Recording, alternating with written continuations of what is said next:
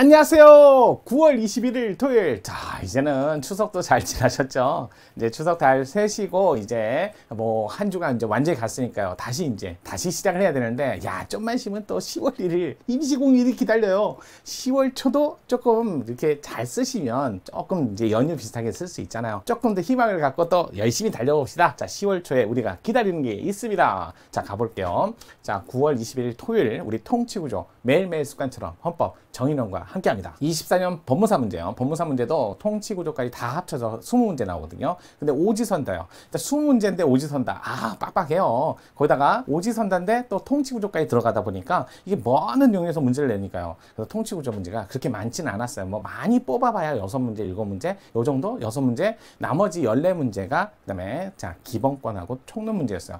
대부분 이제 기본권 문제도 많지만 이제 제도 문제도 많이 냈어요. 법무사 문제다 보니까 골고루 냈습니다. 물론 법무사 문제니까 뭐 법원 문제, 대법원 문제가 좀 섞이긴 해도 그래도 많이 심하게 여러분 학습 범위를 벗어난다든가 그러진 않았어요. 일반적으로 통치구조까지 다 하시는 분들은 아시죠? 이거는 기본적으로 해야 되는 그런 문제를 내지 벗어나는 문제, 그런 문제는 내지는 않습니다. 자, 기본적으로 우리 대통령의 국가긴급권, 자, 이거 한번 살펴보고 할게요.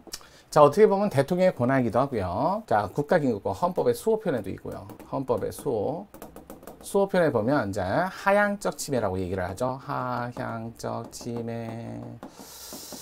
자, 이로에 대한 수호, 헌법을 수호하는 수단, 이렇게 얘기를 합니다. 자, 헌법의 수호라고 해서 헌법의 수호 수단인데, 기본적으로 정상적으로, 평시적으로, 이렇게 얘기하죠. 정상적, 평시적 수호 수단.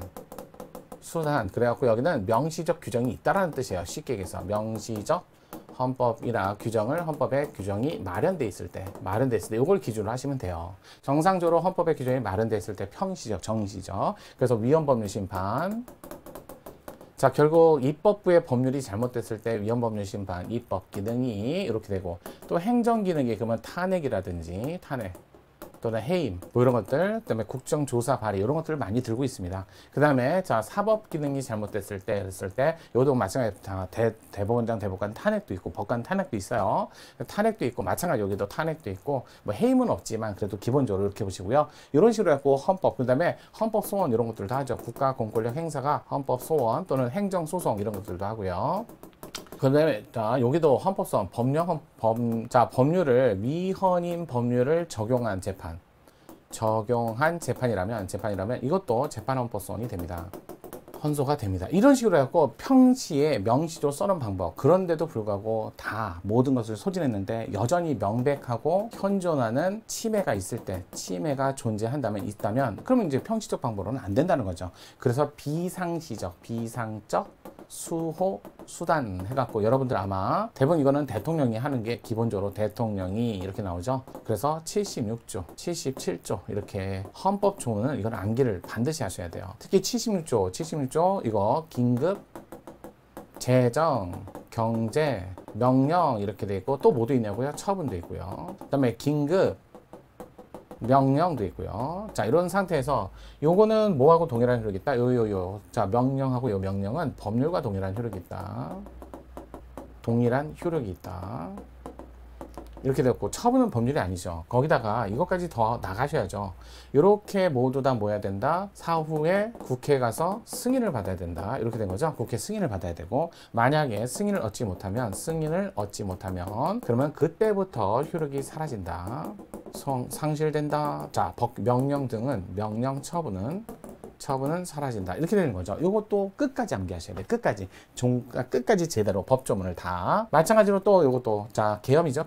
계엄은, 자, 경찰력이 행정과 사법 기능, 요거를 우리는 경찰 기능이라고 하죠. 요게, 자, 망가졌을 때, 그랬을 때 병력으로 질서유지 공공의 안녕을 하는 거죠. 병력으로서 이걸 바로 잡는 거죠. 여기는 그러면 76조는 국회가, 여기 뭐라 그래요? 집회, 시간적 여유가 없을 때, 이거는 집회 불가능할 때 이렇게 표현을 하죠. 그래서 시간적 여유가 없는 거하고 불가능한, 분명히 구별을 하셔야 돼요. 자, 그 다음에 여기는 아예 자 행정과 사법기능, 여기는 국회 기능. 그러면 여기는 국회는 건들면 안 된다는 뜻이고, 여기도 대통령, 여기도 대통령이 둘 다 대통령이 하는 건 똑같고, 그래서 계엄을 하고, 그러면서 여러분 계엄에는 경비계엄과 자 비상계엄이 있는데, 비상계엄만 일반적으로 여러분 시험에 나오는 거죠. 경비계엄은 군사상의 사무에 국한하지만 비상계엄은 모든 사무에 다 할 수 있기 때문에 다르죠. 병력으로서 수호 유지하는 거죠. 수호 유지하는 거지 뭐 적극적 혁명을 하는 건 아니니까요. 수호 유지를 위해서 또 긴급하게 또 이게 최소한으로 일시적으로 이런 요건을 다 갖추면 37조 2항의 한계를 다시 검토하지 않습니다. 마찬가지예요. 이 상황은 똑같은 상황이니까요. 이런 상태에서 병력으로서 질서를 유지하고, 그 다음에 뭐 하는 거예요? 국회가 멀쩡히 있으니까 국회는 돈 터치. 그러니까 국회에 가서 뭐 한다? 자, 보고를 하고 바로 즉시 통보 보고하고 국회에서는 여기 이제 제적 과반수죠. 제적 과반수 찬성을 얻어서 그러면 계엄을 해제 요구합니다. 해제를 요구하고, 그러면 해제를 요구했는데도 안 하시면 어떻게 된다? 그러면 탄핵 들어가니까요. 권한 행사가 정지될 뿐이에요. 그렇게 되죠. 탄핵 받으면 이제 사라지는 거니까요. 그래서 이렇게 갖고 절차를 진행하고요. 이럴 때 해제 요구하면 또 마찬가지예요. 그때부터요.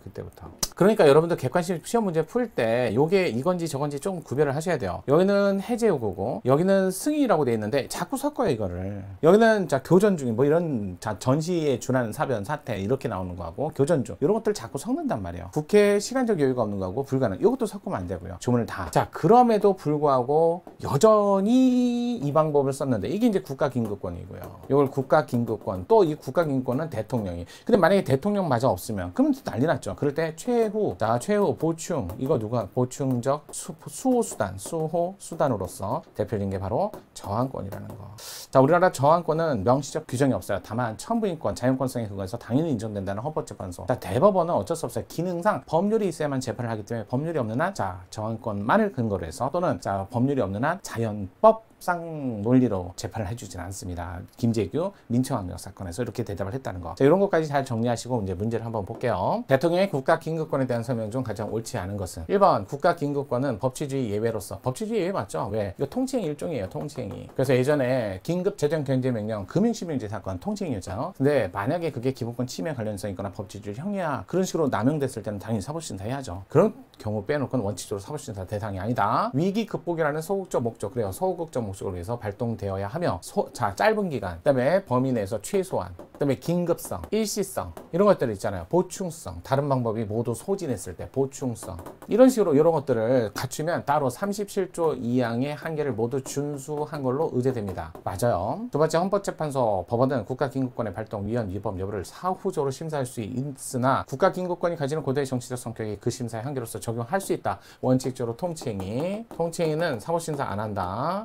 행위는 사법심사 대상이 아니죠. 사법심사 대상으로서 인정되지 않지만 다만 예외적으로 기본권 침해 관련성이 있다든지, 또는 법치주의를 형해한다든지, 법치주의를 형해화, 그러니까 말만 그렇게 하고 안 지킨다든지 이런 것들 얘기하는 거죠. 이렇다면 사법심사 합니다. 예외적으로 한다. 이건 외우셔야죠. 맞는 지문. 자, 3번 대법원은 소위 유신헌법 53조에 근거한 대통령 긴급조치, 그때 당시는 53조, 지금은 76조. 제1호에 의해서 비록 그 발동 당시에 시행 중이던 유신헌법에 위배되지는 아니하나 그때 당시 긴급조치가 상황이 그런 상황이 아니었어요. 거기다가 40하국인 7차 개헌 헌법이 바로 이때 당시 유신헌법 이라고 했는데, 이때 헌법이나 현행 헌법인 9차 개헌 헌법도 마찬가지예요. 동일성이 유지되니까, 동일성이 있으니까 이 헌법하고 이 헌법은 같은 헌법이에요. 따라서 이 헌법에 반한다라고 했으면 저 헌법에도 당연히 반하는 거죠. 따라서 그 헌법에 위배되지 아니하나 현행 헌법에 비추어 발동 요건을 갖추지 못해서 위헌 위법이라고 판시한 바 있다?